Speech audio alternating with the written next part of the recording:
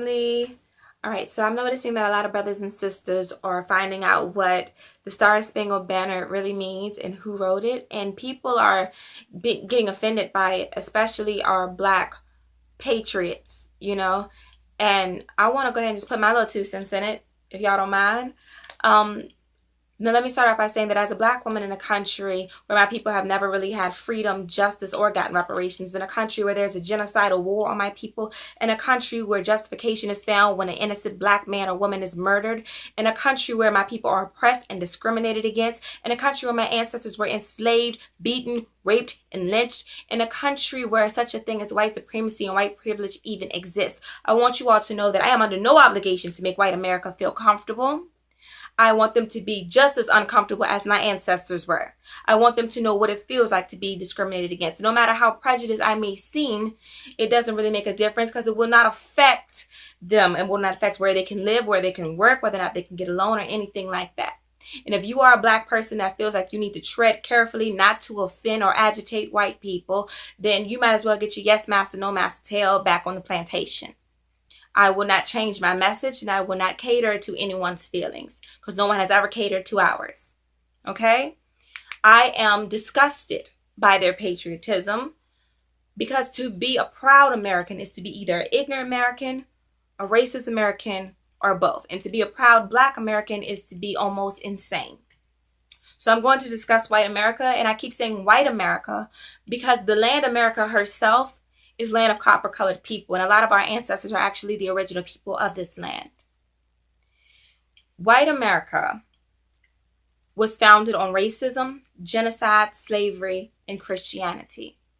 And white America gives accolades to and praises and builds monuments for their racists and their criminals. The so-called founding fathers of this country were lying, thieving, murdering, racist slave owners, and the 41 out of the 56 men that signed the Declaration of Independence were also racist slave owners.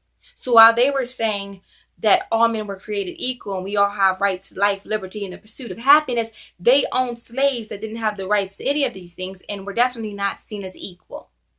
What they had was slave patrol, which went out and caught and returned runaway slaves.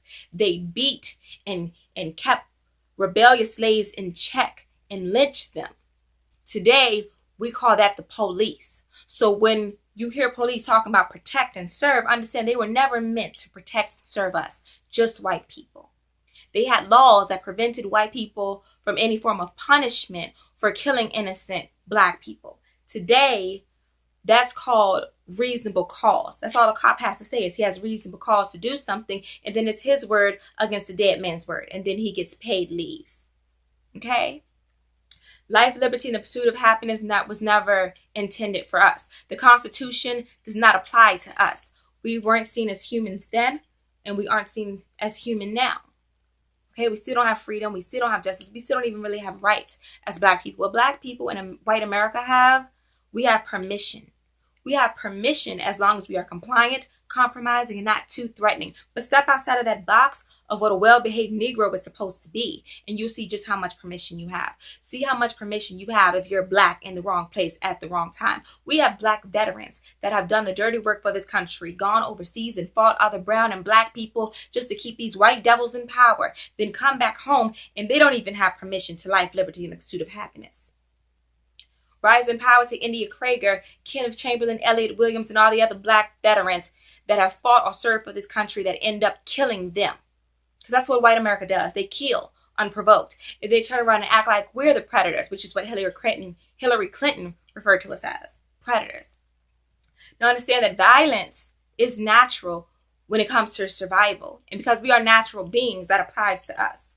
So because we are being attacked right now, we have been for centuries, we should be in survival mode. But to pretend like we are some type of predators that go around killing people unprovoked, you must first acknowledge where we got it from. White America robbed us of our land, of our names, of our culture. They robbed us of our language, of our spirituality, and of our knowledge of self. So when one is robbed of all of these things, the only way they are going to learn is from their captor. They're going to learn from their enslaver. They're going to pick up the characteristics and the traits of their owner. So if we're going around killing unprovoked, we got it from the original unprovoked killer. The same soulless beings that see no value in human life. The same beings that purposely gave a people, the original people, smallpox. The same people that respond to peace with guns and tanks and mace and dogs and water hoses. The same people that have caused chaos in every country that they have ever been in, taking that book with them and then converting the people of that and the indigenous people of that land to their religion. And the religion that this country was founded on is the same religion as the KKK, is the same religion of the Catholic Church and the Pope, which agreed with and financed slavery, saying it was good business to sell Africans. The same religion of the pastors that used to stand in church and announce and sell tickets to see public viewings of lynchings. The same religion of those that robbed us of our spirituality and then beat, lynched, and raped us Monday through Saturday and turned around and gave us Jesus on Sunday. Now, family, I don't care what your religion is, but please understand that we have been subjugated to a black holocaust. We have dealt with nothing but destruction and death. So to be loyal to a country that has never been loyal to you is almost insane. If you are in love with, or if you have love or affection for your captor, you have a mental disorder called Stockholm Syndrome. And this is real.